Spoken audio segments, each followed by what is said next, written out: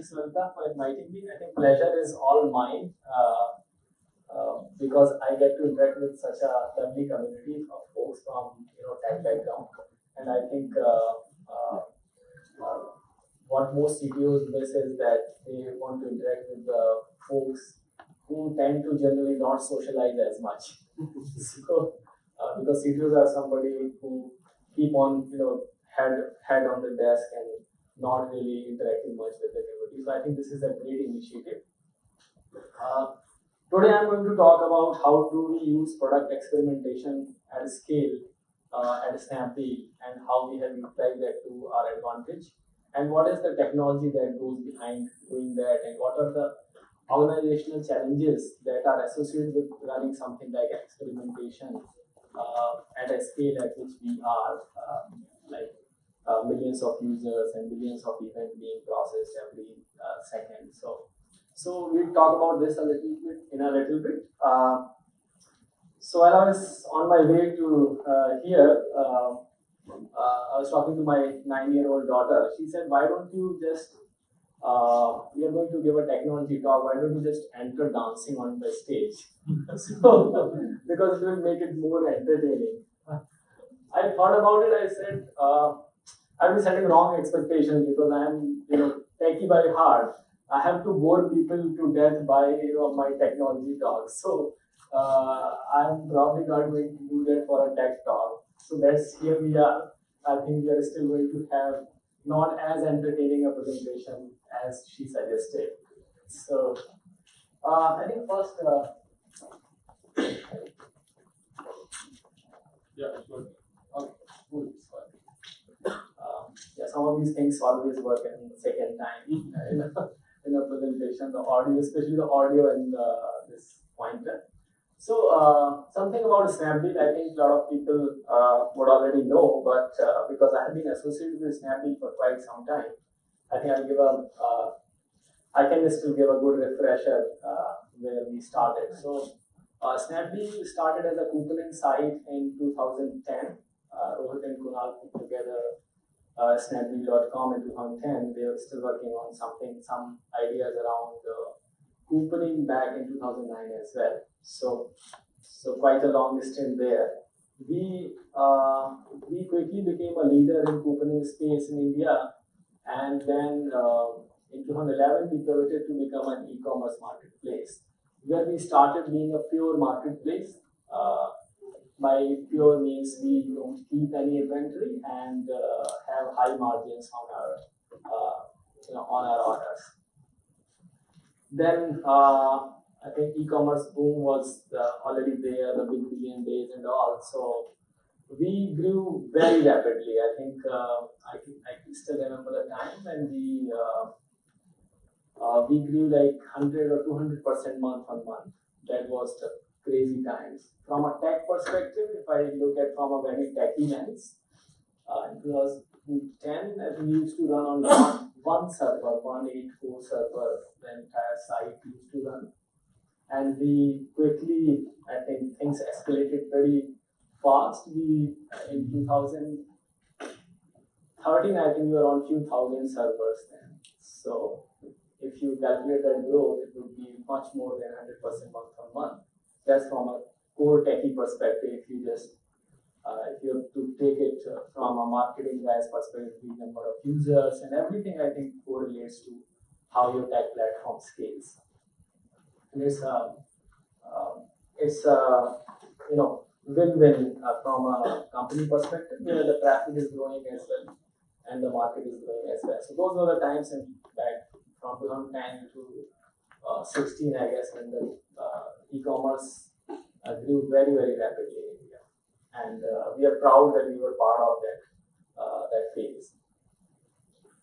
So I'll get a little more into detail in the course of the presentation, how we scale our platforms and what is our approach right now. So this was kind of a summary on this. About me, I think Lalita summed up pretty well. We took it from my LinkedIn profile, which is clearly not updated. So, but yeah, I think the facts remain the same. from a career perspective, yes, 16 years in the industry, last decade in the, especially in Indian internet industry. So I can say that I was part of this when internet was growing in India, and had the uh, ability and opportunity to quickly scale some of the largest platforms in India. We, as I said, we moved from one machine to thousands of machines. At the same time, we got the opportunity to scale our platforms to that capability, like moving from monoliths to microservices, etc. And we'll talk about that. Personally, I come from a very rural background in terms of my native place and my family. Back there in UP, interiors of UP around Jhansi, and have grown up and had my basic education all in my village and the town near it. In 1998 was the first time I saw a computer. That was when I got into the engineering. And picking the computer science as a stream was also very interesting. I think that would go with a lot of folks around that time. My time, that so in counseling, I think we say there is mechanical available, there is automobile available, there is computer science, electronics. Which one do you want to choose? That's how the counseling happens, right?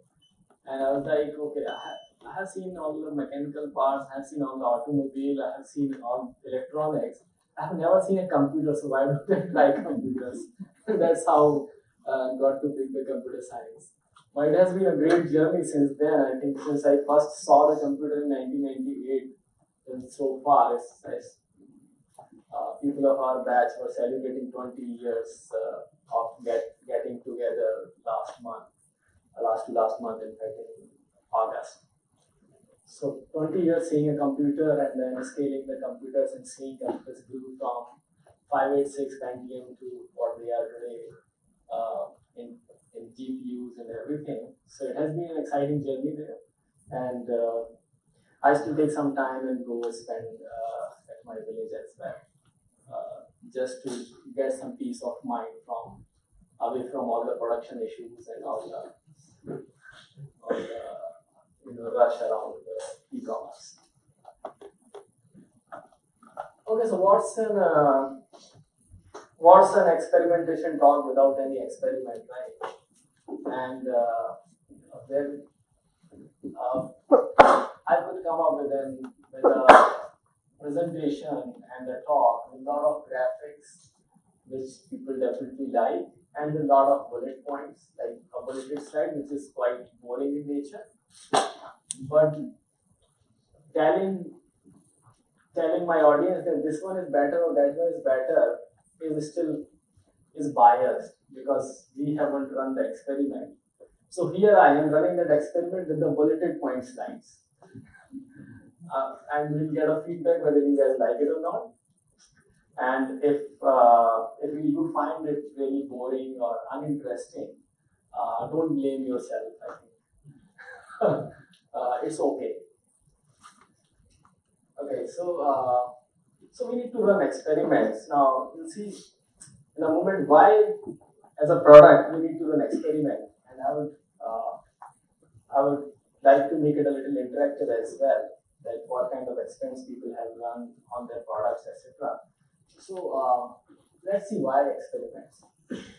This is the journey of Snapdeal and journey of e-commerce, or this could also be defined as journey of any reasonable business over a course of time.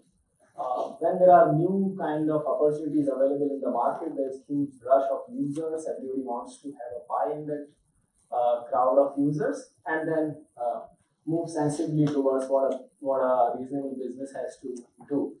So if you look at it, the e-commerce or Snappy earlier, in the beginning, a lot of hype and a lot of growth around e-commerce was discount driven, and it was not unreasonable, because if you have a new business model, you have to still win the customers, and discount was one of the easiest and one of the most efficient way to win all those customers. And that's why the e-commerce initially started growing through the discount driven model. Then after a couple of years, when everybody had a lot of millions of users, how to get best out of your users. So and fortunately for us, we were also in the phase where the computing power was readily available. Like back in 2010-11, it also coincided with AWS surge and machines readily available, machines being very high compute. So you couldn't be data driven in 1989 because there were no machines to process that amount of data. But we could. So after we gained a lot of users, and because our economy was also growing, because our user base was growing, there was a time that there would be cutthroat competition, and the only guys who would win with data. So all the companies, I think, during that time moved to the data-driven model, where after gaining consumers, you need to optimize on how your consumers are spending time on your website, how frequently they are coming to your website, what they're buying, what they're exploring, why they're dropping out, why they are not coming back on the system, etc. So I think for the industry, for any industry, that is a very exciting time. And for if you start your own business also, I think this is how would you move. You will first, maybe it is not discount driven, but you will first try to acquire customers, which requires money. Even if you have to get an app installed, you will start putting ads on Google. So there would be money spent on acquiring those customers. Then after you have acquired a critical mass of customers as a startup, you will start looking at their journeys, how those folks are moving within your platform, why some people are sticking with the platform, why some are not sticking with the platform, etc. So you become data driven, and then the next reasonable phase is that now you have to start looking at profits, and that's what we at Snapdeal have started looking at since last year. And last year was eventful in Snapdeal's journey, and after that we quickly put our heads down and looked at our business and saw that we need to look at being profitable, and that's the only reasonable way for us to become a great business and a business which will stay here for a longer period of time. So you will be happy to know that since July this year, we have become profitable, and not just on per unit basis, but overall. And we had aimed for September to become profitable, but we beat the target by 2 months. At the same time, our order volumes are in Snapdeal's lifetime are as high as they were ever. So our daily average order volumes are at peak as well. So it's not that we are profitable, but we are doing lesser business. But we are doing that with a lot of optimizations, and experimentation framework is one such optimization that we keep on doing. So that's why this experimentation framework is so critical and so important to our business, that we look at data coming from each and every user. We look at data coming from each and every feature that we have to launch, and that's why a scalable experimentation framework is the need of the hour for us as a business. And for us as a business also, because we are in that phase where, So because we're in that phase where we have to look at that data continuously and optimize for every small little thing that we can optimize. We are using this to optimize very small margins within the logistics, how much return rates are, because returns on an e-commerce puts a lot of burden. If you return, it's like double the logistic cost without earning any money. So all these small little things that you can optimize in the e-commerce business, we are using our data platform and experimentation framework to optimize for it. And there is a huge tag that goes behind it. And I'll be taking you guys through that framework and how do we do that.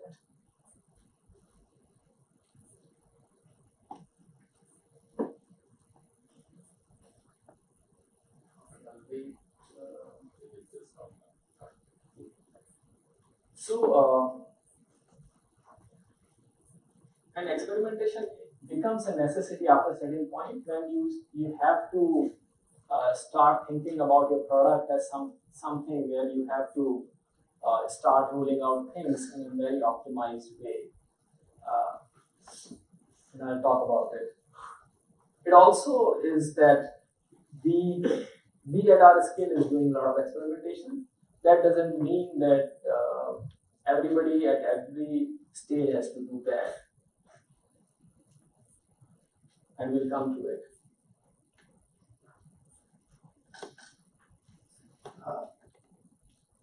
Okay, any questions so far? I think we can. Any volumes you can reveal? How many orders per day fulfilled? If you can. Yeah. No, I don't think so.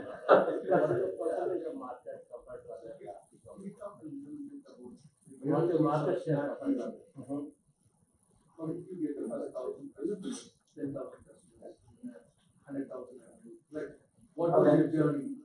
I can tell you a great story about, which will be very interesting, how to get 1,000 customers. But what I'm going to tell is may not be as interesting. So earlier, what used to happen? These guys, Rohit and Kunal, before Snappy, they were still figuring out how to run couponing from an offline standpoint. Like there was, I don't remember like the name of their startup that they had. They used to sell those print coupons to people, and that is where I think they got the idea that this couponing is offline couponing is working pretty okay, but how do we scale that? At the same time, they started working on the website, and once we launched the website, and I think first 1,000 customers came through word of mouth only. I think initial growth at that point in time in e-commerce was in the couponing space as well as in e-commerce was more from word of mouth perspective. I still remember the traffic used to peak at 11 a.m. on Snapdeal.com's couponing website because people used to come in at 10 o'clock in the office and then opens the couponing website just to see what is in the coupon today. Okay. And there were no mobile apps or no mobile internet users back then. So that's another journey that we had from pure web-based users to mobile users in 2000, somewhere around 2013, 14. In 2014, 15, we started getting a lot of mobile users, but before then it was all web users. So I think first 1,000 stories always for a B2C startup I think would be coming from your own circles. That's what I think. Product market fit is a toughest thing when you do the first 1,000. Yes. Are you beating the right 1,000 or not? Yeah. So that was the. Yeah. So I think because of and I was not there when the first 1,000 happened, but what I hear is because the founders were working in couponing space for quite some time, they knew what kind of customers would be willing to buy these coupons because they used to get them sold mostly at corporate centers, like somebody outside the title park would be selling those coupons. So they knew which kind of people to target, which kind of users to target.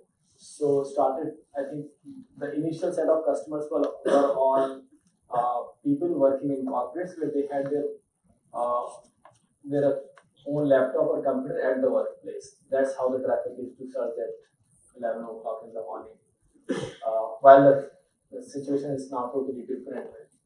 It doesn't surge as much in the morning, while it surges at around 6:30 or 7 o'clock in the evening, and people after work they sit in their commute.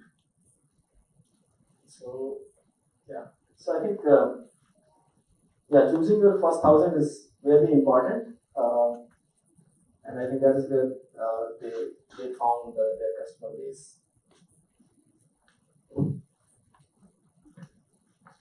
Okay, so from product management perspective also, when we move from the this discount driven to data driven to profit driven. At the same time, I think we also took this journey where as a product, you can be a very feature loaded product where you can keep shipping products almost every sprint.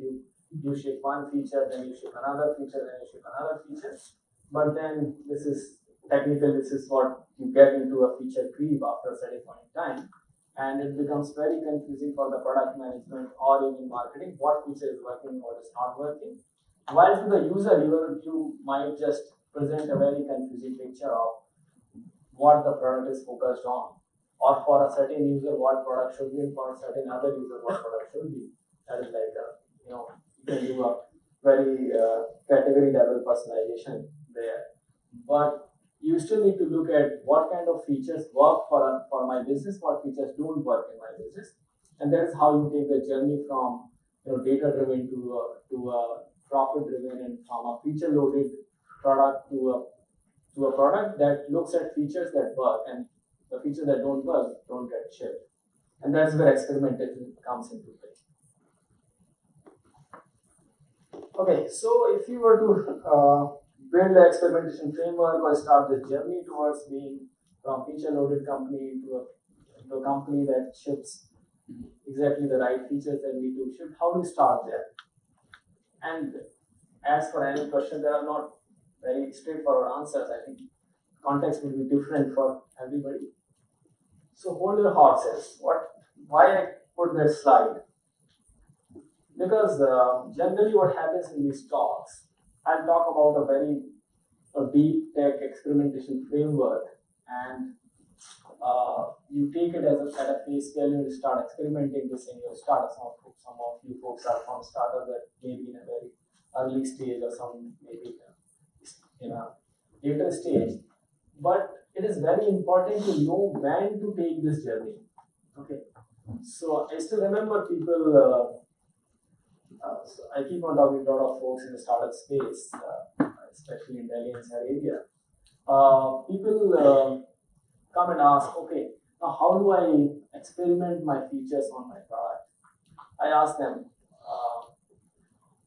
I don't jump to the straightforward like how to do this, because I can just tell them how do we do it, and you can do it the same way.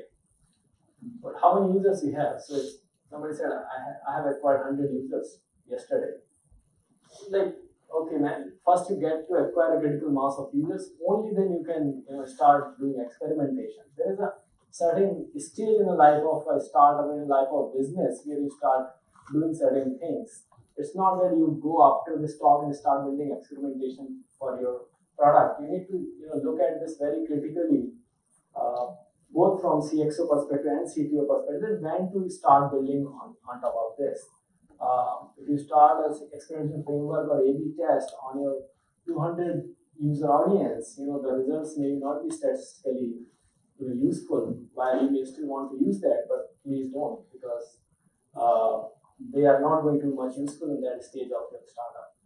You have to still acquire users, build a critical mass, and then start experimenting. One of the field where you can still, I still remember some of the folks come up with the idea that, okay, I have this idea. Now, how do I validate it? That's where you could still do experimentation, but without building a lot of tech. Like somebody was saying, I want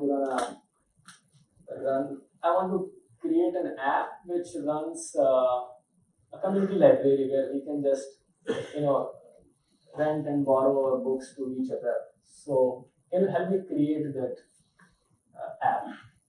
I was like, okay, how did you validate your idea?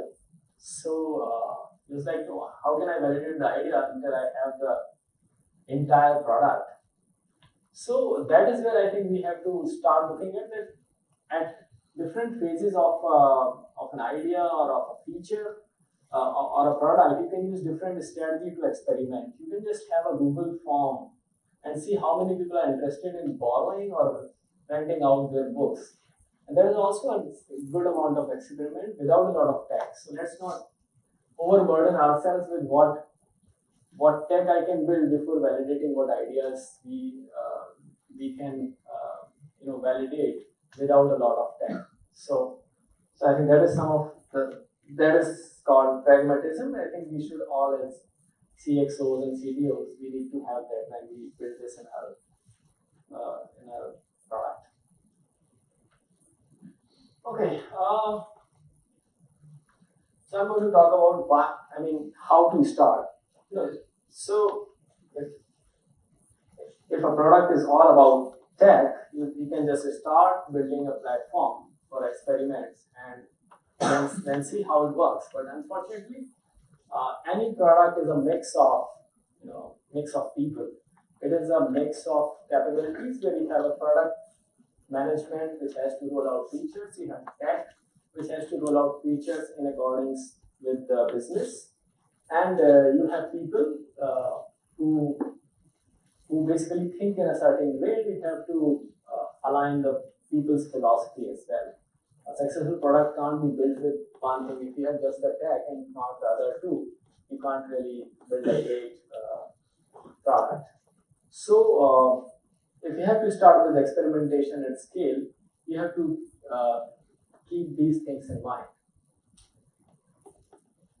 So one of the major challenges, if you are in a phase, and we have been in that phase, that if you are in a phase where you are launching features, like you come up with an idea that there is this product feature that I need to build first, and then say, take for any example, if you want to work on EMI feature as a payment, or if you have to work on a next day delivery shipping as a feature, etc. The approach that you would take 3 years or 4 years back would be that we'll come up with a good spec from a product management standpoint. All the design necessary for it would all be spelled out very neatly, with all the error messages also written out specifically what to show to the user when, and then we have a good bulky feature that the tech team will start working on for next 3 months, and then we launch the feature with a lot of hype around it, press releases around it, etc., etc. The problem with that is then you have invested so much in a feature as a person, maybe not even if we don't talk about it as an organization. As a person, you become so emotionally attached to the feature that there is no way that you are going to accept that the feature would not work. So you will keep on working towards making that feature successful, while even if it has some fundamental flaws in terms of product. And then once you have that kind of philosophy or rollout methodology in the organization, you are basically launching one feature after another, and everybody in, say, product management or tech is aligned to launch feature. The launch is the buzzword here. That we have to launch feature to become successful as a company. You have to launch feature to become successful as an employee within an organization, where people would not like you. You wouldn't get a great appraisal if you did not launch a thing in last quarter, right? So you have to, from a cultural perspective, you have to move away from this launch philosophy in the product management terms to the rollout philosophy, where you would say, I'm rolling this product out slowly. It's not like I'm launching on one fine day and launch the product and there is a big event around launching the product. It's like I'll launch the product in small little pieces where I keep on doing validation of my users on every step of the launch, and then I keep making amends in my product at every rollout phase. And there is no one big date you can pick and say this feature was launched on this day, or this was the day when feature was successful. Maybe somebody tweaked a little button, color of a button and it started working. But that is now a phase where you can't really pick what exactly was the day when it happened. And sometimes for some features, it may happen sooner or later, but you are doing changes at a rapid pace. From a cultural perspective, I think another important thing is that this is between product and tech, how these organizations function, is that When you're in a product launch phase, it becomes mostly like you have a big product spec, PRD, product requirement document, that has to be shipped by the tech team and then meet a launch date from product tech marketing perspective, and then the event would happen. From an organization perspective, what you want is tech and product to work very closely and empathize with users. The philosophy around having a PRD, then shipping that that work to users doesn't. I think it doesn't go very well with the empathizing with users. So once you so as a culture, when you have to move away from launch to rollout, this is another important factor that comes into play, is that your product and tech works together day in, day out to make the product successful, not in terms of shipping the product, but in terms of delivering outcome, what you intend to do from shipping that product. And because you are now working on a slow rollouts, working day in, day out, looking at data, what people are liking, what people are not liking, ultimately you will get a good product tech team which empathize with users, which understand its users, and so that you can ship better products moving forward. Another thing about the launch and PRD and tech philosophy is generally that somebody would be a know-it-all. Like somebody would say, I know my users very well, and this is what we need to do. That's what that paradigm is, that PRD to tech into shipping. Unfortunately, even though anybody can claim that they know their users 100%, they don't.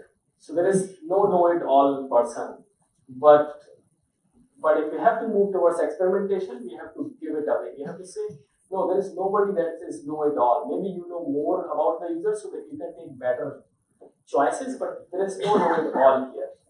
It also creates a very flip side of it, where when you are giving PRDs to tech, people start looking at PRD that it has been created by somebody know-it-all, so he knows all the answers. So I don't have to look at the user's journey and how they are happening. Somebody has already figured it out. And if something goes wrong, they'll say, you are a know-it-all guy, I'm not a know-it-all. So you have to change that culture from know-it-all to I know some, but I have to experiment with users, figure out what users like. Small question. Yeah. So you have a PRD, product launch phase. Yeah. But how does something equal to that look in rollout phase? You have to start with something. Okay, I think that's a very important question. I think once you have a PRD, it doesn't mean that if you're moving to rollout, paradigm, you don't have a PRD. You would still have a PRD. In terms of its construct, it would be different, where it would say phase 1, phase 2, phase 3, phase 4, phase 5, like building it incrementally. And then it would also be worked with the tech team, that what could be built quicker and where we can have the measurement points. So PRD would still be there, but it wouldn't be like know-it-all kind of. It would also have workflows. If this doesn't work, what to do next. Okay. Generally, the PRD in classical sense would have that. Okay, this is how it works, and this is what we will deliver next year. This is what we will deliver in the sprint 4, sprint 5, sprint 6. Classical PRD would also have that plan. They wouldn't have a strategy around where to maneuver and how quickly to change. Is there a book or website where we can learn more about rollout? Yeah, I would have some links. I can share this with the audience, and then I can share with you guys, and then you guys can look at it.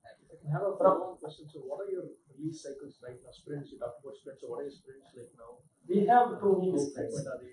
We have 2-week sprints, and we also have tiger teams for certain features.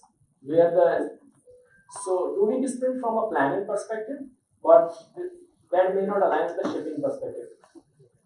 2 weeks you have to deliver certain outcomes, right? Now you can make 5 releases a day, and that's fairly okay. Your company now so far is more for a mature startup. Sorry, whatever you're talking is more for a mature startup where you have the users, you know about the products. In the early stages, I used to be a founder myself. we don't know what the users want. What we know is what we want to build. Yeah. Most of the time, that is where the founder's dilemma is there. There, the biggest challenge for us is, do we roll out the product, or like the biggest lesson what we took is, it's better to use the competitor's product. You don't need to do anything. Find out all the problems and then go and solve solutions. that's a yeah. So I just want to hear from you, from your thoughts, because there's $0 spent. And I think experimentation is, as I said, it is useful as at different stages in a different way. While the early stage startup that is just 200 users or 200 users may not want to do A/B testing on certain features. What in an early stage startup you still need to experiment is with validations, as I said. You are saying that I know users want this. Now there are certain assumptions around it. This is a hypothesis.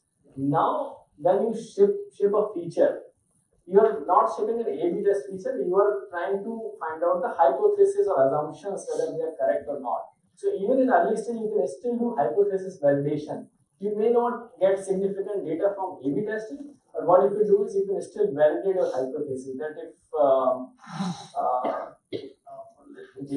as I said in that example, that you can still create a Google form and say how many people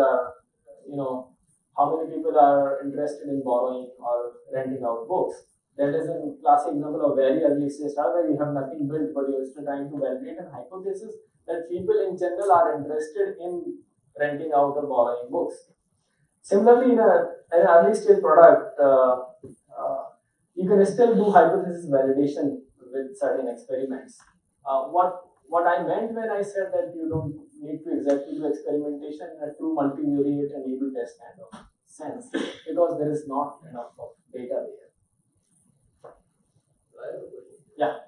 So like Snappy or any other product, when you introduce a new feature, product feature, so how do you let end users know that there is such a feature and you can avail and get benefit out of it?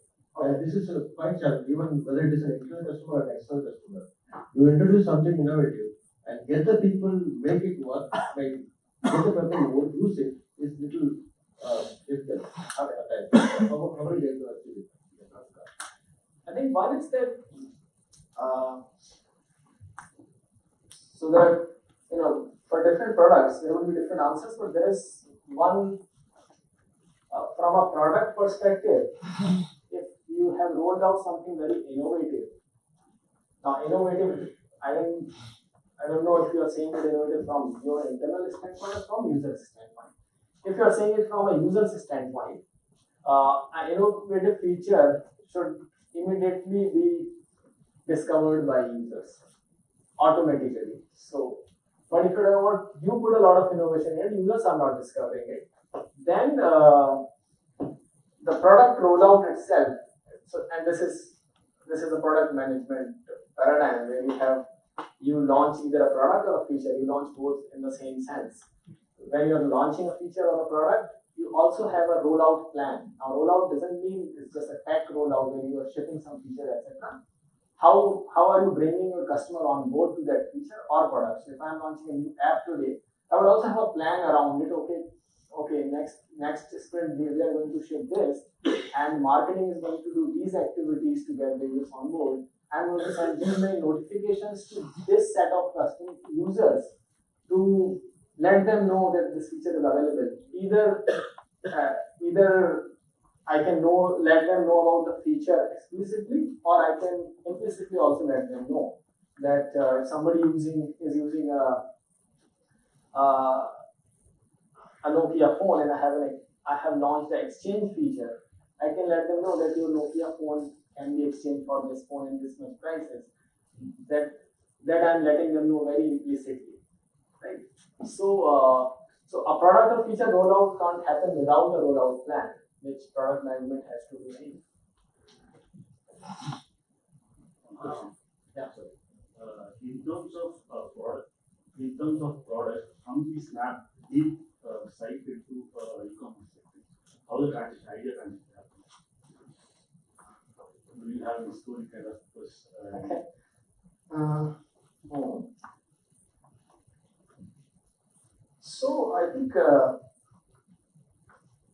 we were doing some studies around how much revenue we have around deals or couponing website, and we figured that there's a lot of user feedback and discussions that this will plateau very fast at some point in time. At the same time, I think we were also looking at how others are doing in the same space in other countries. And when some of our founders and folks visited, I think, saw growth of China, they saw warehouses as huge as 2 or 3 football fields, and everybody knows how big the scale is in China. And it was very instinctive, I guess. I can only guess it now that it was very instinctive that why not do some e-commerce as well. From a product perspective, when we were doing couponing, so we were in all these restaurant coupons and spa coupons mostly. We had a spa and all these hairstylists, etc. We also started having some coupons around products like bean bags, mixer grinder, etc. Those were in true sense not an e-commerce product but deals, where today we'll have one deal on bean bag, and we started seeing some good growth around those products. So suddenly we realized it's not just the spa coupons or restaurant coupons that we can sell. There are some products that we are selling.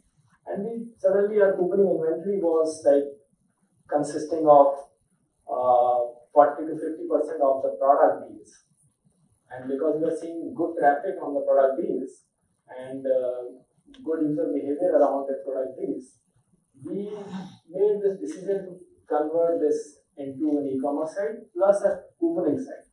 Now, when the first flip happened, it was still a couponing. It was half the couponing site, half the e-commerce. The first fold was couponing, and second fold was the products. So that is what the first version of e-commerce happened. And then one fine day we flipped it. The first fold was product deals, and the second fold was the service deals, like the restaurant coupon, the spa deals. And we started seeing a lot of traction, a lot of growth around those products. So, and that is how we started on to a lot more sellers who sell those product deals. And then after a certain point, it became non-scalable to just have 50 products a day, 50 product deals a day, because there was a lot of pressure being built from the supply side. A lot of sellers wanting to sell something at Snappy. So I won't just and it was still a 2D marketplace because these were just deals. Where the deal would happen, we would send an SMS to seller, ship this to this customer on this address, and they will ship it. We were like this truly a deal site. And when we started making that growth, slowly that also happened that we can have our own warehouses and ship it ourselves, etc. You know the rest of the story. So putting your emotions aside is also very important when building some of these products. Of course, you shouldn't let the passion go away. I think the passion should remain there, but you start executing it from a standpoint of validating all the hypotheses around that product. It's not that you shouldn't ship that product because it is keeping away. You should and you must ship that product because it has the required passion behind it. You should ship it with clear understanding of what your assumptions are behind this. Then what kind of users are you targeting? And is it targeting CTO kind of users? How many of CTO users would be there in your as a user for your product? So I think that is what is very essential to understand. So yeah, this is pretty much looks like a cycle that probably you must have already seen it when we talk about the sprint culture, but to put it into context of a product feature perspective, this is how it should look like. This is how it looks at Snapdeal today. So once we have this, right? Once we have this philosophy, the product is aligned, everybody is aligned. What you need technology for now? at a scale, you need to have technology so that you can do these things really, really fast. You don't have to build this every time you have to do this rollout, every time you have to ship a feature. So you need to have technology for rollout. Now, when I say tech for rollout is that you can have some configurable frameworks around how to roll out a feature so that product managers can quickly roll out a feature.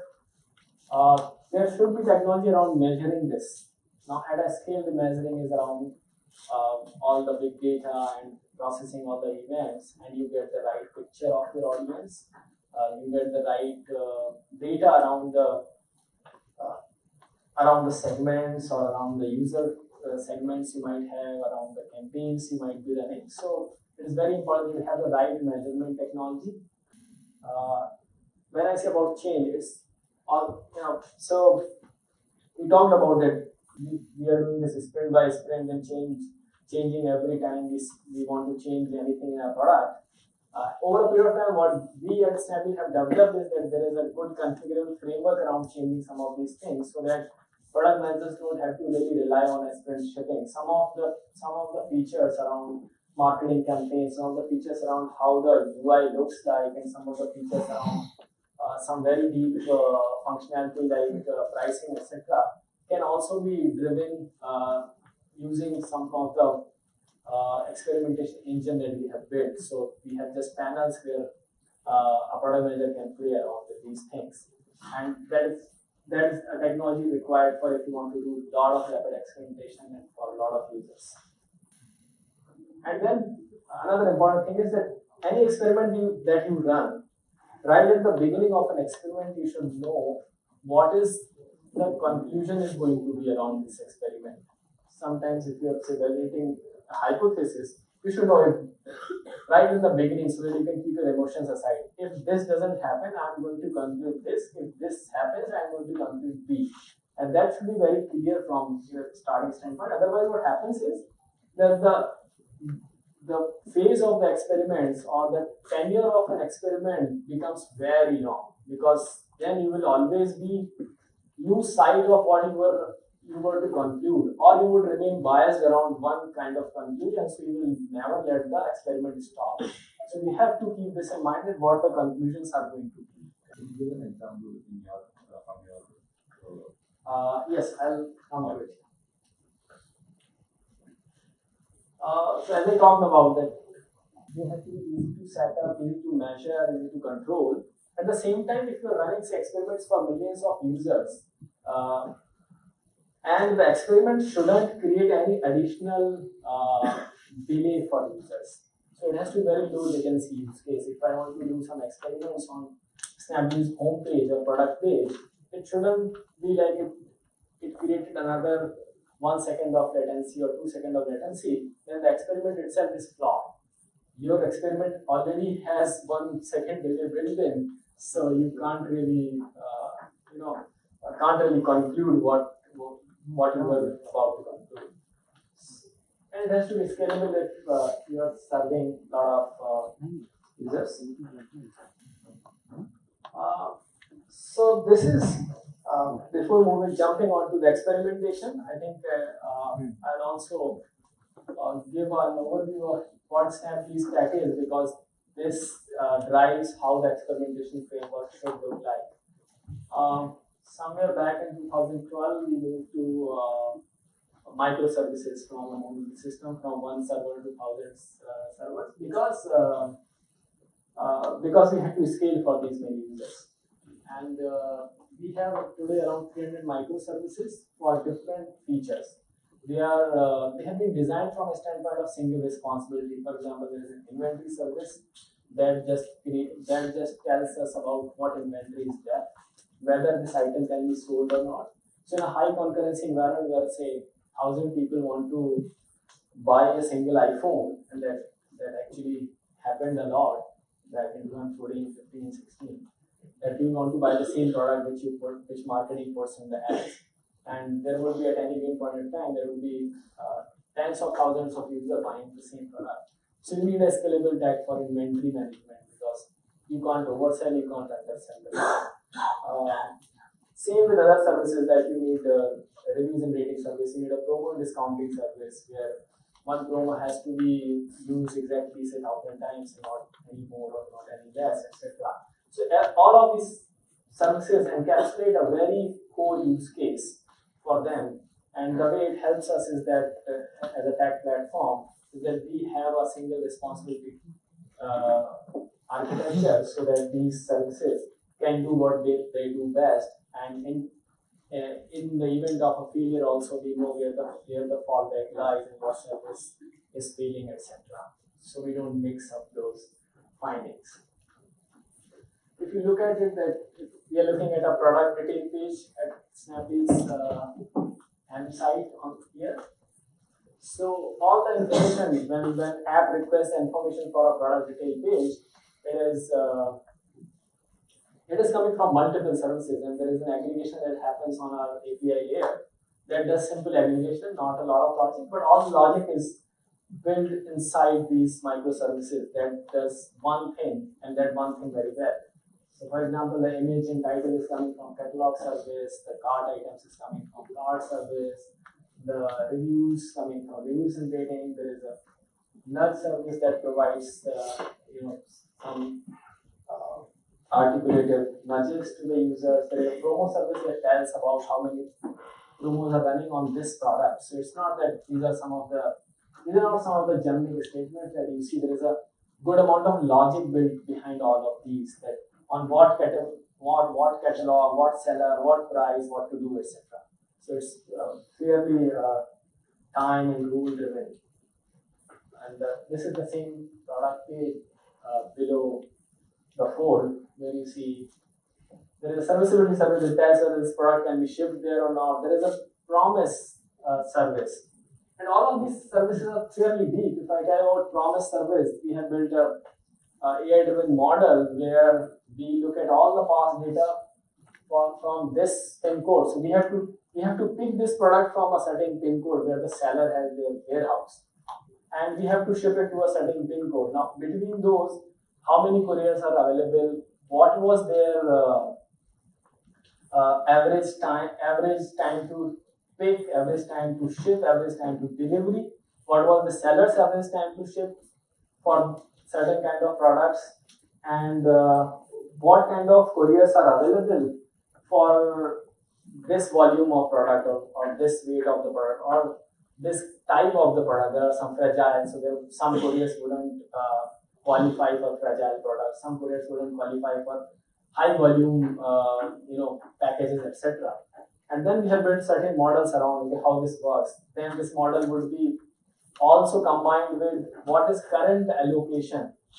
We don't want to allocate a lot of volume to a certain courier, because if you allocate a lot of volume to a certain courier, then there are chances that it might slip, because every courier has a certain capacity in a certain area. So all this is, when you see a product page, it is just simple that you can put 6 to 8 days. But if you look at it from a backend perspective, there is a huge calculation happening around that. So these are dynamically calculated.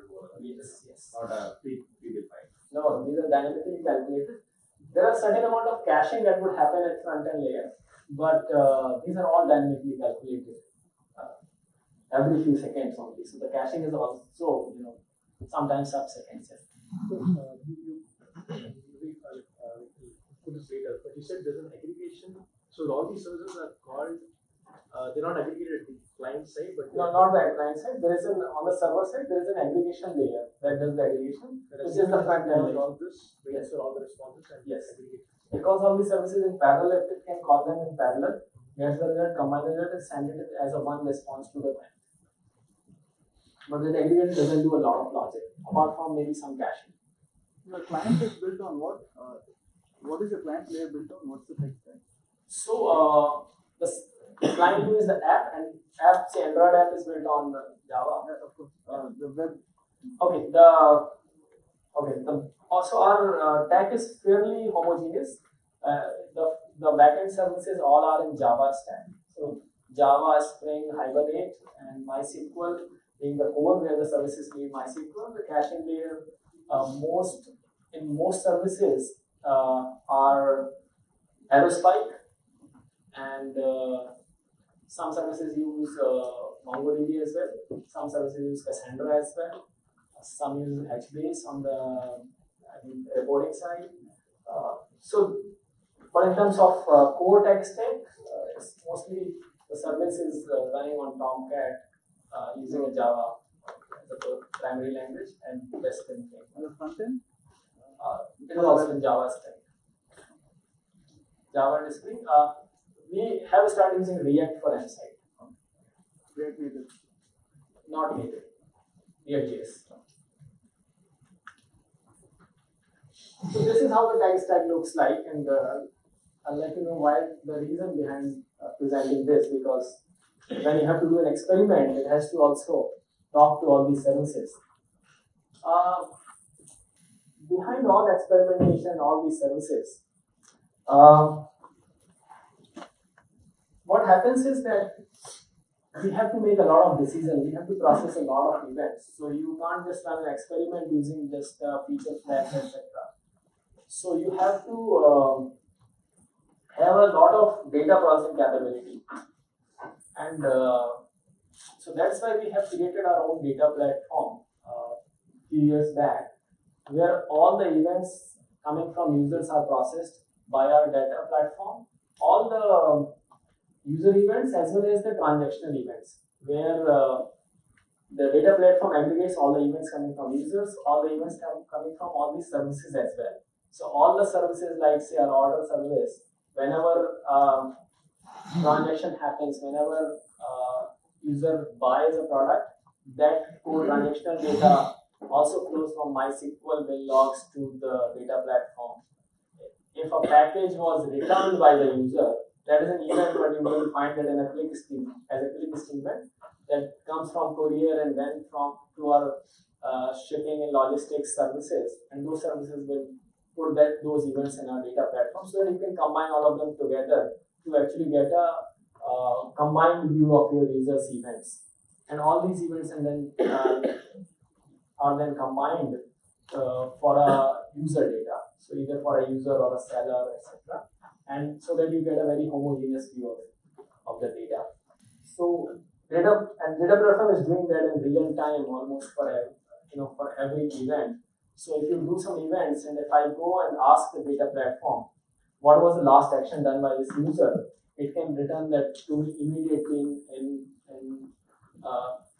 few milliseconds, in around 10 to 15 milliseconds, will tell me what this user did. And I think from a tech perspective, that creates an opportunity to build experiments on top of it.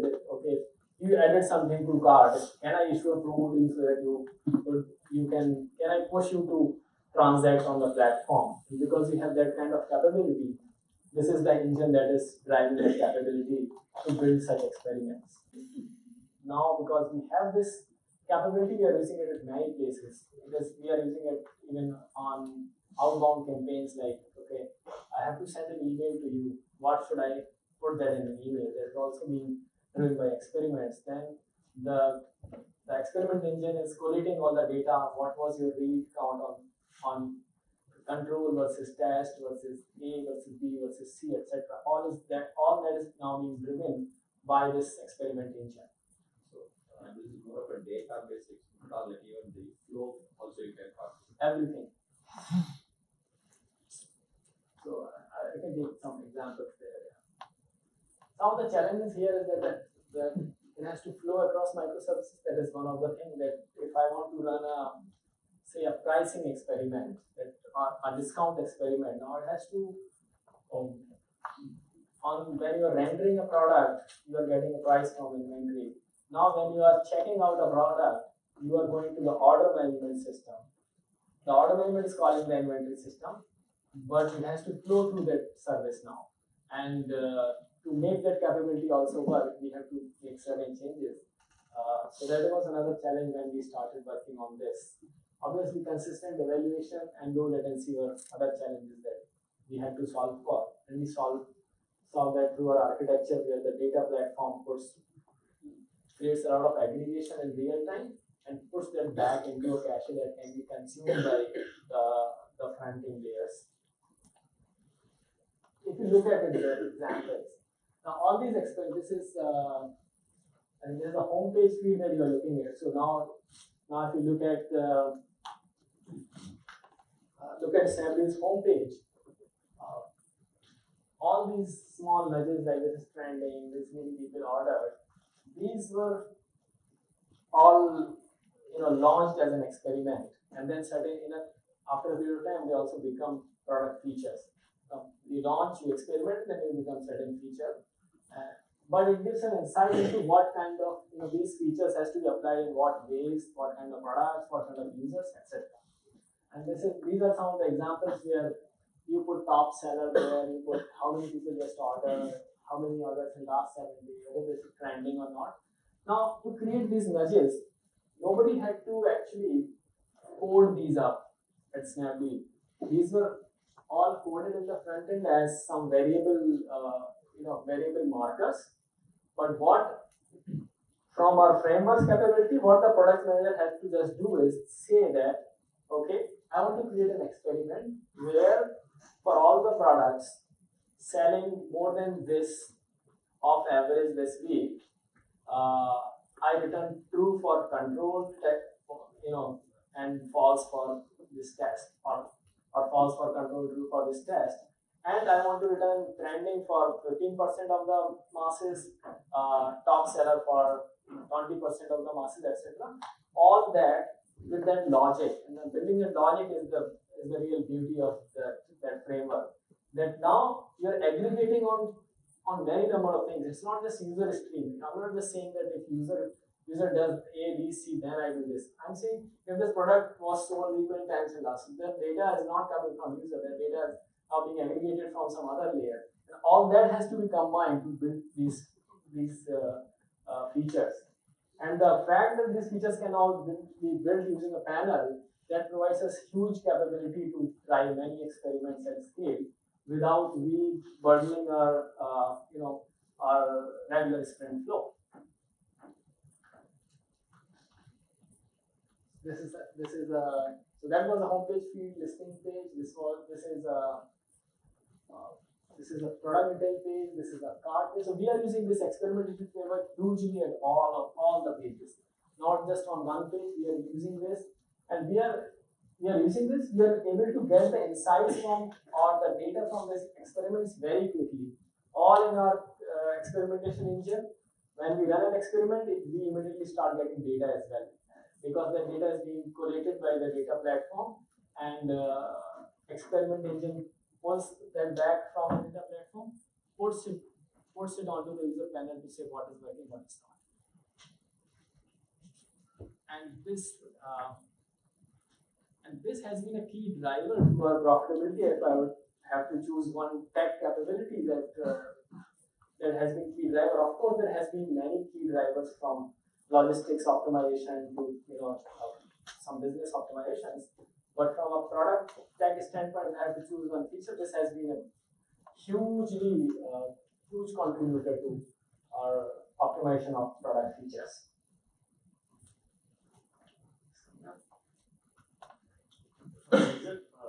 This experimental engine is whenever the card to order, it will go through the experiment system, or it will pixel-based system? In terms of flow, what happens is that whenever so we have an aggregator in between. This aggregator calls other services, and it also calls our experiments engine, which gives us for that particular event, because the way that experiments are configured are for certain events. For that particular event, for example, event is viewing a cart page. For that, whatever experiments are running, it will qualify the user to a certain segment, then it will put in control or test, and then on that basis it will execute a certain action. That action could be that I'm returning a slot number, I'm returning a label, or the action could also be that I'm sending a notification, not part of that journey of the notification, or I can send you an email or SMS. All those actions could be configured today in our experiments framework. how this particular system is logged, the data you put in the system, right? Yeah. How does it happen? So so all these events, so whenever the experience engine chooses an outcome for a certain journey, we put that outcome back into the data platform. It goes into data platform's Kafka, where there are certain pipeline which is aggregating this data for all the experiments. The data gets aggregated, push it back to the experience engine, where it can show that data. That okay, because this user landed into experiment 349, and on experiment 3 it was part of control A, it was part of control B, and then the data could be joined. So yeah.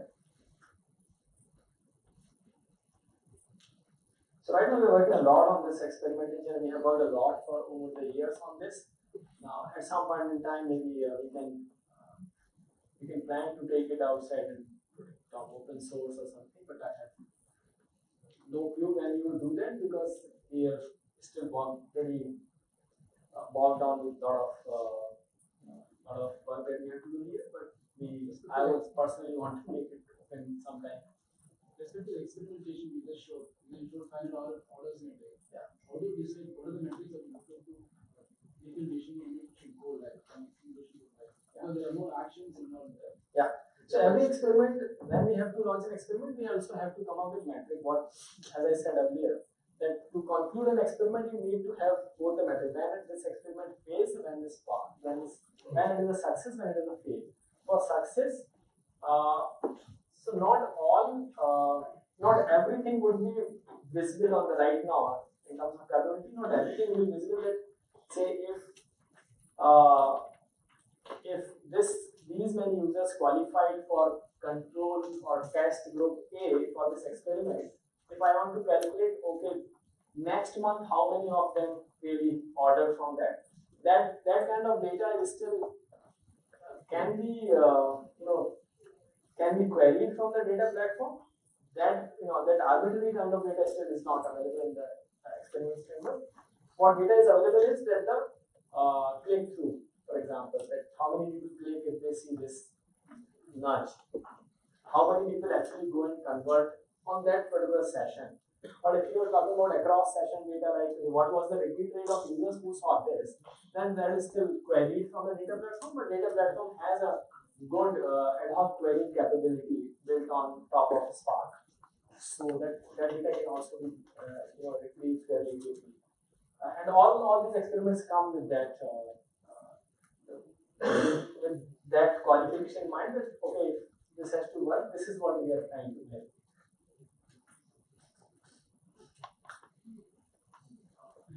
So yeah, we internally call them two types of experiments. Where inbound is that whatever we are showing to the user whenever a request comes and we want to show it to the users, these are all inbound experiments where we make a decision what to show,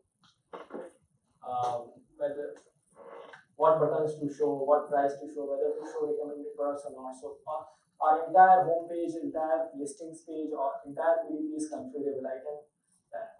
I can actually go and move all the boxes around in that panel. I can say the image comes in the last and the reviews come in the beginning or whatever. I can change all those options pretty much from our experimentation framework. And yeah. What kind of fixes? So let's say this is like a double-edged sword, right? Yeah. So when you have code, you can have release management. There is a gating process through which it goes. There's a QA that's done, and then the code goes to production. But then you make everything configurable. Then you give the magic wand to few people who can do it anyways. Right? Yes. So what is the kind of checks and balances? How do you control what's run, what should not be run? Yeah. I think that has been an interesting problem and interesting conversations around that, because when you move from experimentation to configurability, for example, here we are talking about we can run an experiment, but you can just conclude the experiment, say this is how it works, and this remains in the product forever. So now there has to be a good balance of configurability versus experiments that has to exist, and that's where we haven't really found a great answer to that so far. What we do is we try to do it through one is through access control, so only very few people can make it.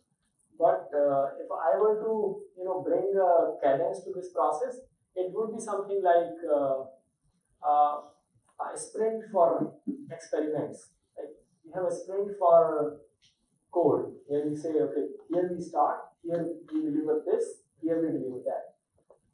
I can do the same thing with experiment. Here we start, here we conclude, here we ship, we say success of it, here we conclude. Once we conclude, this has to either go in the code as a sprint requirement or not go as a code, but this can't remain here forever as an experiment, because that also creates a lot of challenge around skill at the experimentation side, as well as that organizationally that knowledge doesn't go into the product as a fixed knowledge. It remains as a configured knowledge, which is fragile in nature, where somebody can just change that and you wouldn't know what changed. So that has been my view, and we have been having those conversations. We are right now so much busy in optimizing each and every experiment that I think this will take some time to bring a cadence around this. And that's a okay problem to have. We can't solve everything at a certain time. We have to take problems one by one and solve them. And I understand this is the problem to solve.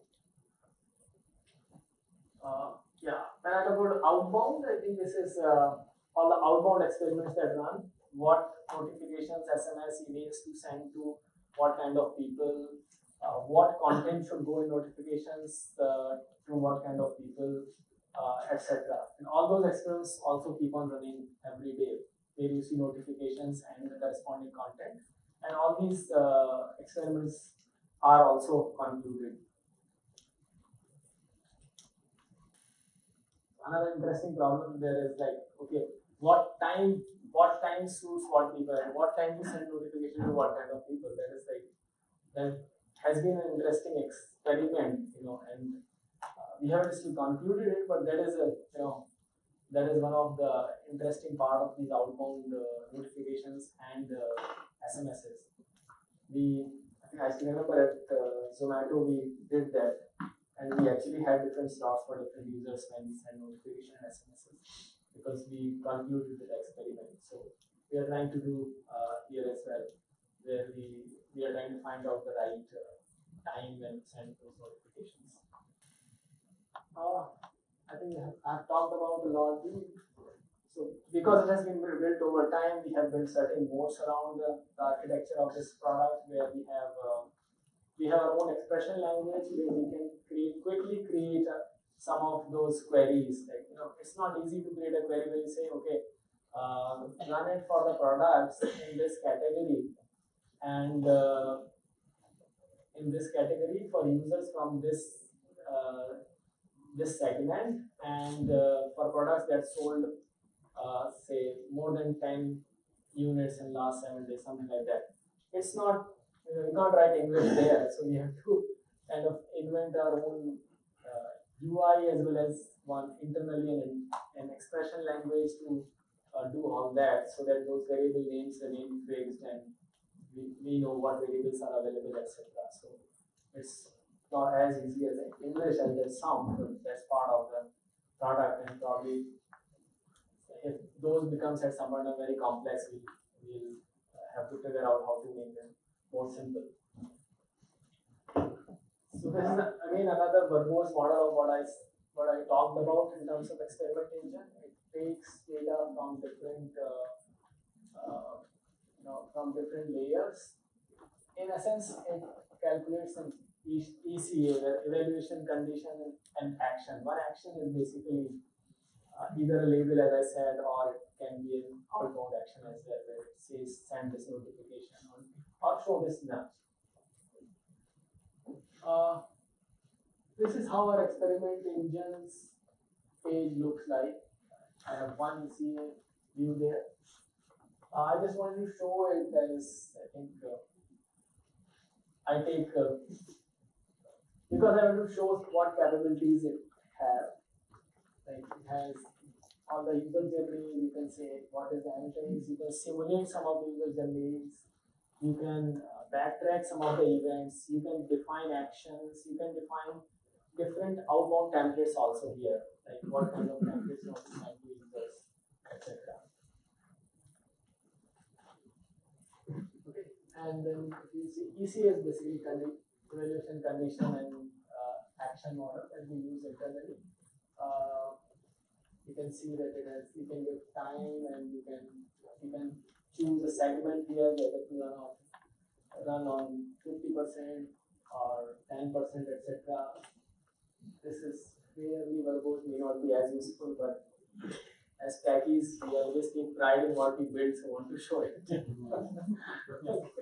I'm not sure how useful it will be, but it's like in request, if you find this, do this. Yeah? This is the expression language kind of thing I was talking about. In request, you see this event and this variable, put this label around this. This is very custom panel. Not as is here. This is the action, one of the action configuration where we say, okay, this is an outbound communication channel is mobile, content type would be static or dynamic. What products to exclude, what templates to select, etc. Everything is configured here. So you can, if there are any product managers here, they would find it very useful for them to get a product like this. And then there are global experiments where I talked about that there is an experiment I have to run on pricing. It has to flow through multiple services. And the kind of solution that we got ultimately was that we have a common service context that flows across services.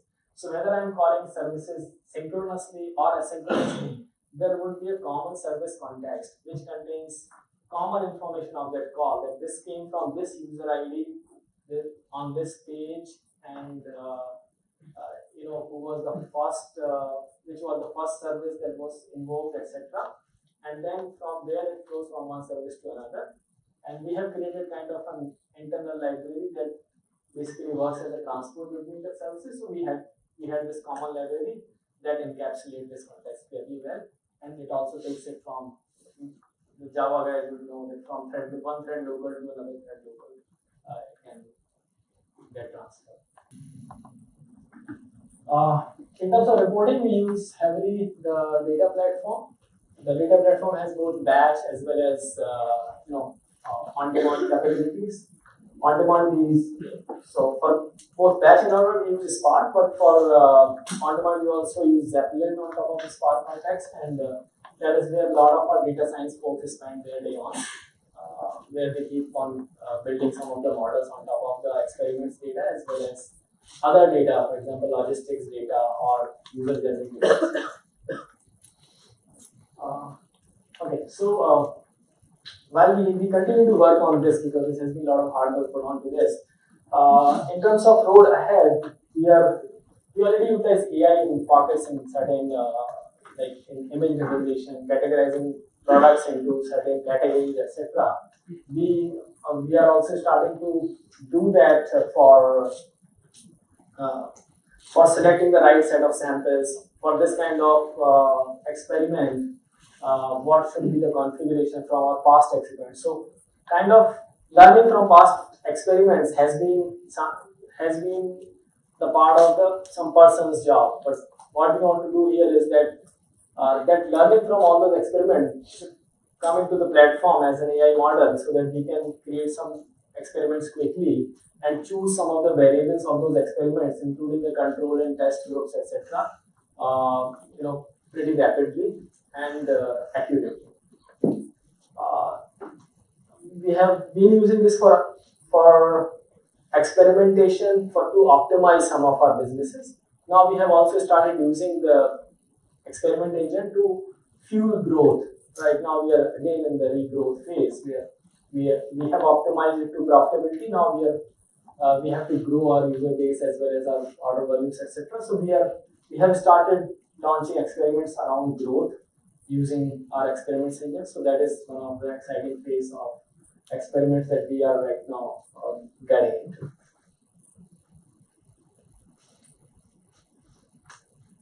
Okay, in terms of final thoughts, I think yeah, on this slide, what I wanted to cover was what the question this gentleman asked. That, okay, a lot of experimentation is good, but we need to conclude and not make it as a layer where you're just using this for configurability, because then you lose the mode that a product has to have in terms of fixed asset, which is the learning coming from experiments get as a fixed knowledge inside the product, so that fixed asset can't go away quickly.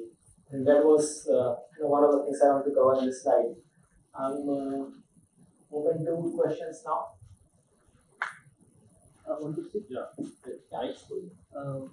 What about the sellers? Do they know about these experiments and how they react to the experiments? Because these experiments is going to affect how their product gets sold. Okay, so yeah, the question is that do the sellers know about these experiments?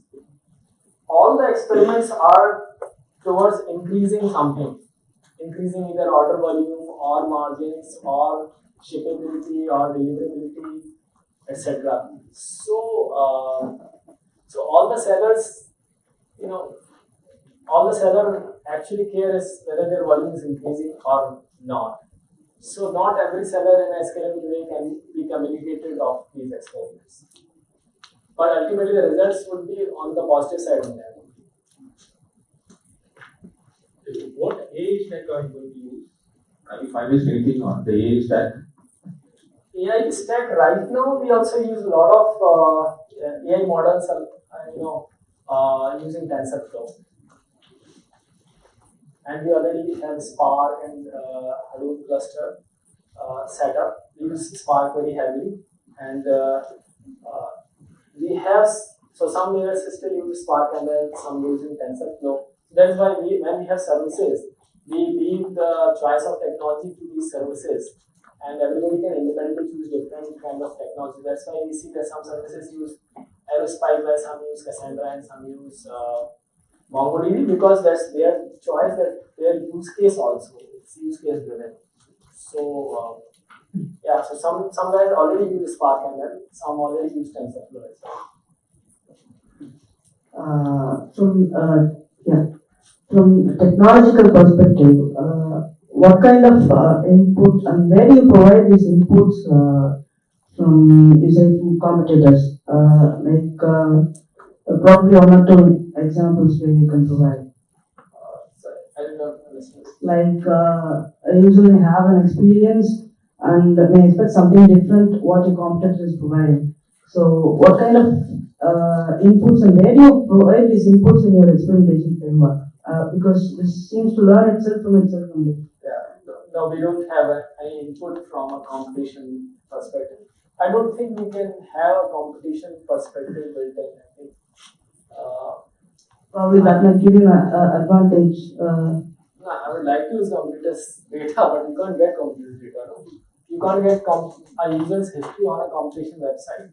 Not about the data, just from the public data, which is also available in the website. Oh, you mean, okay, I got it. So you mean not from user perspective, but from a catalog perspective, what products sell. Yes, those signals are used. Yeah, those signals are used. How's your team structure? In terms of overall technology, we have four major verticals.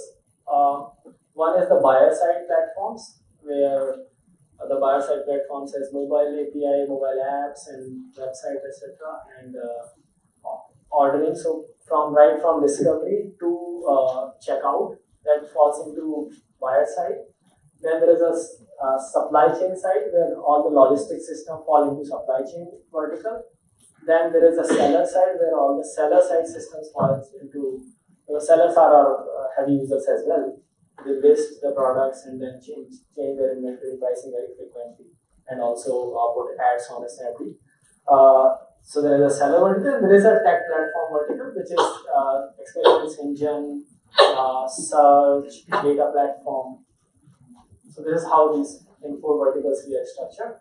Within these verticals, there are sub teams managing one or multiple of these microservices.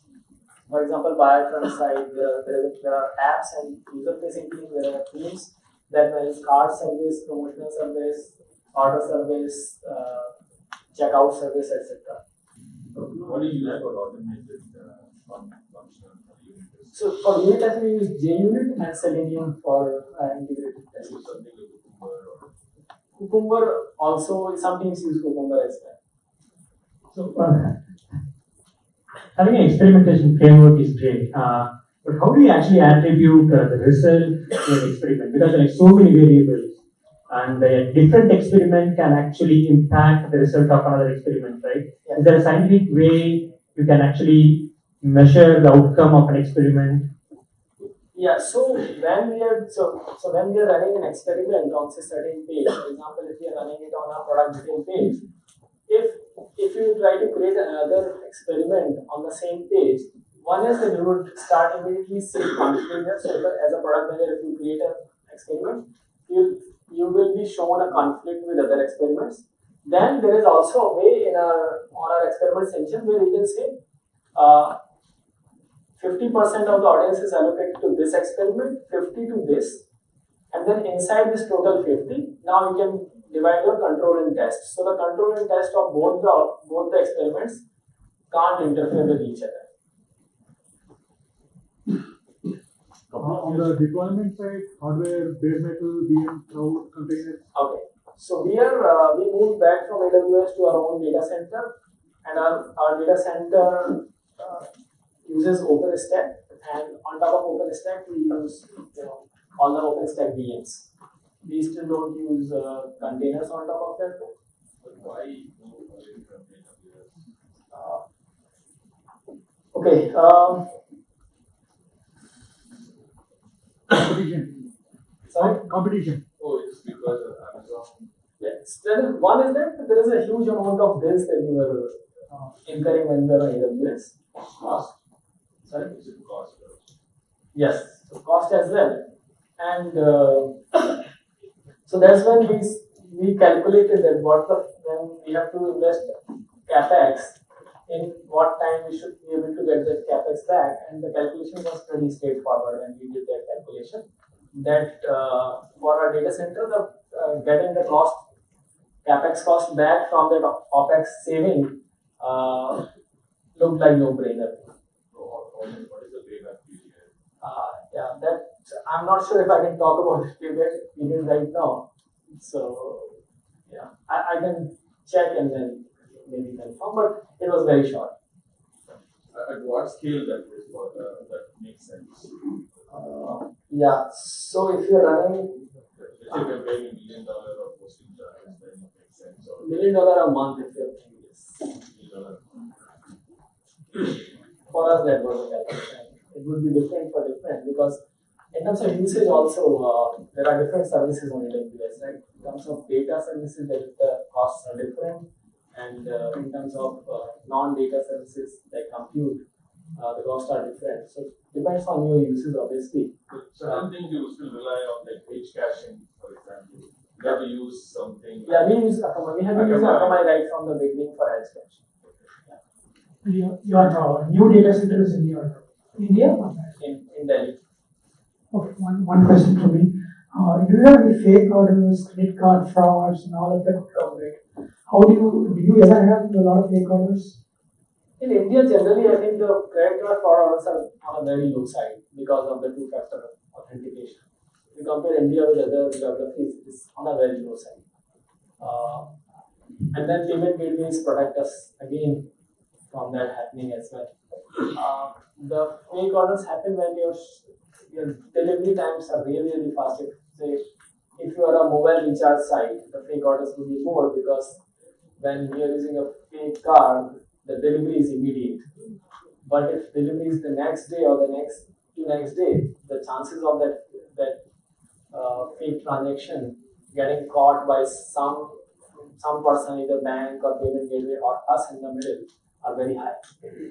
So no, not a lot of fake transactions. Okay, so I have two questions for you. So one is, in the figure out the latencies and accuracy for your internal stack. for the technology stack. So how about the third party stacks? For example, if you say the push notification services of mobile phone, right, which is the best marketing thing for the marketing people. So usually I get a message from Mitra saying 11 to 12 is your time, and then I get notification by 2 o'clock in the morning on the deal is over. So how do you take care of both this third parties stack? We use some of the third-party stacks. It's not that we don't use. We use a lot of third-party stacks. But in specific, I'm asking about the push notification. We have used some third-party stack. Right now we are not using, but we have used. It's just, I think the way to put it is that because now our OPEX are kind of fixed because we are in our own data center. So whatever, because we have to drive profitability, whatever small little amount we save without putting a lot of effort, we can save there because if we have to send a lot of billions of messages a day also, my AWS cost is not there, so it is not increasing. So if I can do that, I'll do that because then my per unit economics looks better. So how do you measure your profitability? Because it's a vast term, right? So I think per transaction you make that as a profitable or? Right. I think measuring profitability is very easy. If you ask your finance guy, you tell what was the amount out from the bank account, what was the amount That's per day? Yes. That's per day? Per month. Per month transaction. Yes. I'm not talking here profit, and I'm not talking about It can even be per year. Yeah, It's actually almost always in a year. Yes. But when I talk about we turning profitable in July, it's on the basis of all the amount in the bank account and out in the bank account.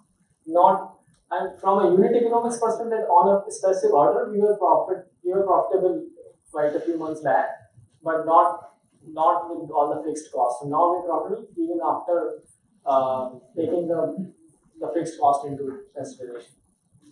Yeah, I have a question. I'm assuming that you're using Spring Boot for your microservices, am I right? Spring Boot for some microservices, not for all. Okay, what about your CI/CDs or Jenkins? You do any Dockers? Jenkins, no Dockers. Jenkins and then was deployed on VMs. How does the product recommendation, how it comes to the product page? Recommendation, so we have a recommendation platform and we had also acquired a company that in Mantra who used to do recommendation for I think at that point and to two more companies, and so there is a different service for that. All the data comes in from data platform that is consumed by recommendation service. We do all the calculations there around the recommendation system, and then the data is pushed back to the front ends. So we do correlation similarity between products and user similarity, and then create a score around users. There is an algorithm I can. What is the model you're following from CPM or CPC or CPA? Okay, in terms of we follow CPC. We follow CPC. I think as my last knowledge, I'm not sure because this keeps on changing on the business side. That what is the way they are selling this and what is the way they are measuring it. So I'm not sure about that. They can also use this experiment. Yes, experiments. Yeah, the ads are also mixed as an experiment, and ad widgets also use experiments on top of that. Because the same way, what all the ads you are running, whether it is performed good or not. Yes, that all is mixed fairly well, even if you look at the home page. There will be some ads that will be coming, there will be some nudges on top of ads, etc. This is kind of a non-technical question. So you've been with Zomato, Snapdeal, right? So these are very e-commerce sites. So how do you manage the pressure? In my opinion, there are a lot of consolidations happening in e-commerce industry. So there are a lot of uncertainties, layoffs, etc. So how do you manage the pressure? You are also looking and Is there a course? I think yeah, and there is a process of learning also. I think when we were growing really heavily, we used to like spend nights in office and nights releasing some products, having huge downtimes also. In terms of, I think over a period what I learned is that you need to have right mix of team to handle and delegate each pressure. Okay, and you need to also as a leader need to develop into knowing when what pressure to react to and when. So day in day out you keep on getting stinkers and emails from everyone. You need to know when to, and I think there is no exact science around it. You develop that as a habit that okay, now I need to react to this email because it looks like now I was going to get into a situation and then you can't recover from it, or it will snowball really, really fast. So you develop that. At the same time, you have a right team so that it can't escalate to that levels. And then you know what pressure is there on each team, or and what so that you can put the right leader into that team. Some teams would have less pressure, some teams will have more pressure. So you would need to find out the right leaders to each team and delegate that. But at the same time, you have to, in the high pressure situation also, you have to react, but react positively to the team so that they learn how to react. Non-technical pressure, kind of like internal pressure coming from the DCs or something. Yeah. So, in terms of external pressure, I would say that pressure is not going to go away. So, better handle it. And there is no right way to handle that pressure. I think you have to just live with it. And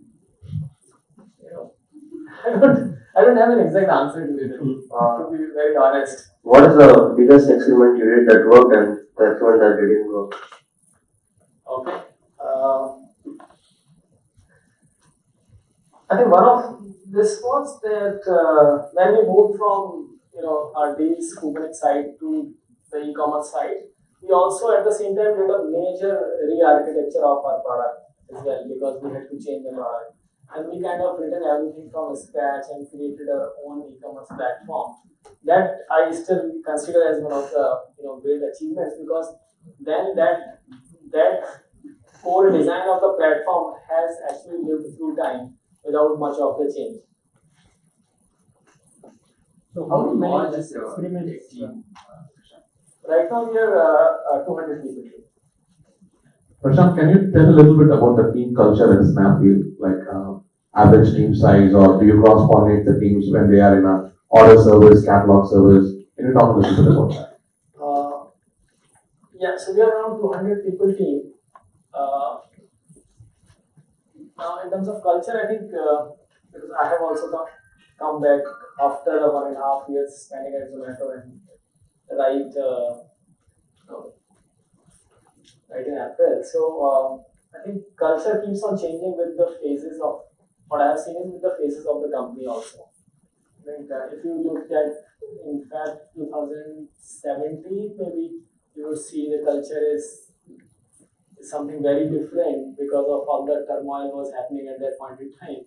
And then the culture is now very different because you are riding onto positive news around profitability and the order volumes and user growth, etc. is visible to everyone. So I think one of the major fuel to culture is the positive outcome that happens. I have seen no matter how great a motivational speaker or motivational expert you are, if the news underlying the company or underlying the team is not great, it's still a very hard task to build a great culture. Yeah, although I don't deny that there are people who can motivate and bring back the culture back, and that you have to still keep on doing.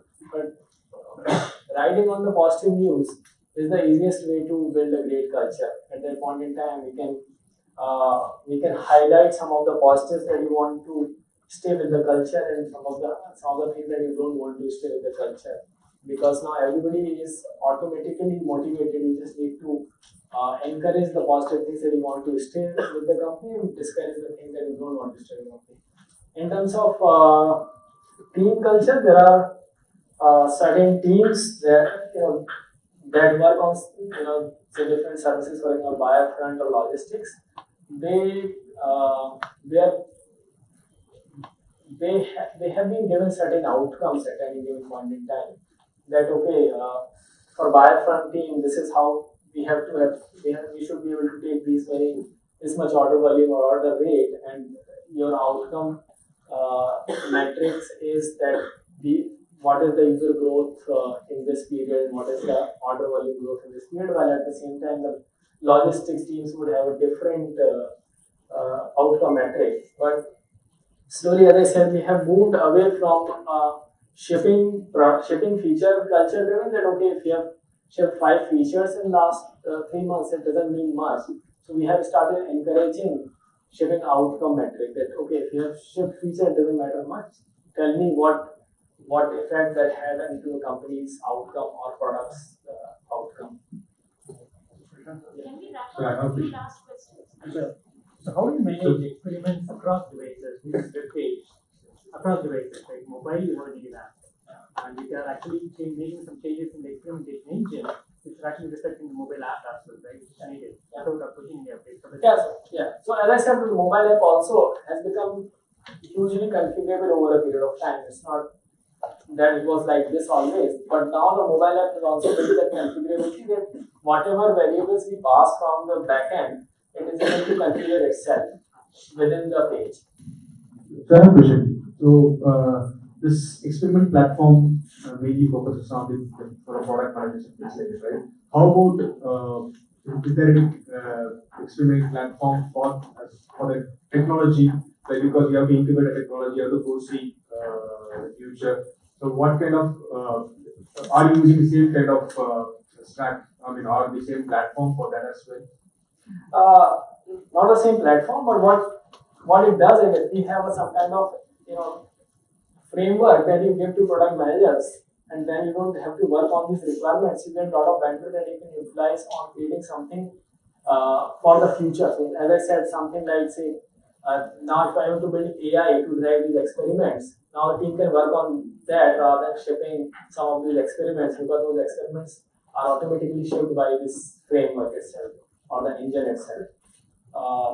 But yeah, there is no such configured framework for technology, and I didn't understand fully what you meant by technology. Like if I have to choose the database between say Aerospike and Cassandra, I don't think that we have such framework, or I'll have to imagine if we can have such framework. B2B startup, enterprise software. So the number of users that we have at any one given point of time for any one deployment is not that high. It would be probably less than around 1,000 users.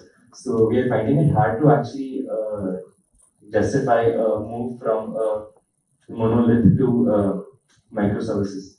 So how did you make that migration from here to there, and would you think that it makes sense at this scale? Yeah, I think So first is what is your why we have to understand what is the reason to move to microservices. It's not that if you are at a lower scale you have to move to microservices, because it also brings certain amount of complexity in the way team works and the way the system works. So when it becomes harder for people to collaborate or people to not interfere with others' work, then you need to think about breaking the code up.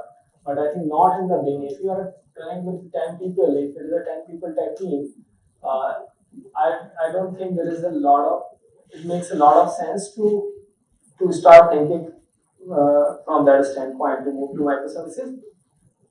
So there is one factor around the team and the code base. There is another factor around whether you can still have one or two microservices which does something very core, something that you want to either ship very fast, or you don't want to ship it very frequently, so that you can't break that when you are shipping something. So I think this is but you really definitely don't need 100 microservices. Prashant, quick question. Like for example, Amazon, they started with their core businesses, bookstore, then they moved to different lines of businesses. In Snapdeal history, now you're at a certain stage. So how are you going to use your experiment platform from this core business? Because at some point in time, you're going to get stagnant. You have to move out of your core and start a new line of business for your growth. Like how you're planning to use this platform. Okay. Thank you. That's a very vast question. I don't think India is going to get saturated soon. Okay, in terms of growth, in terms of transactions, or in terms of line of business, we still, if you look at how much of our retail is really online, you will be surprised to know it is a low single digit percentage still. The rest of it is, unorganized retail. So I don't see we changing line of business. Also, we'll have to first retain users in the business we are. So that's why we are taking this growth phase, entering into this growth phase now. So I have a question. Yeah, one last question, yeah. So whenever you acquire some company, what are the usual questions that your CEO asks you?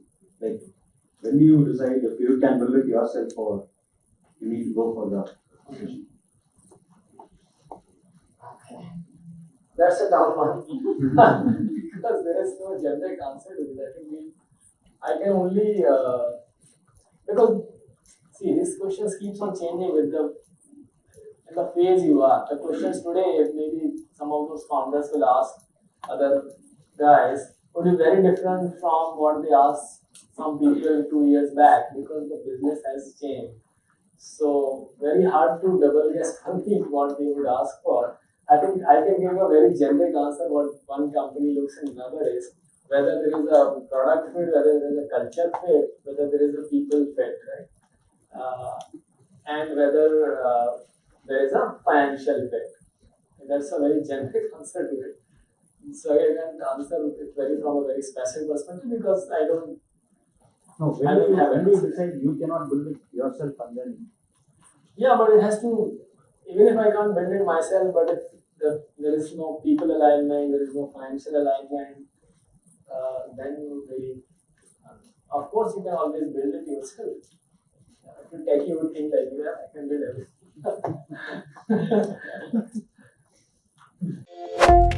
everything.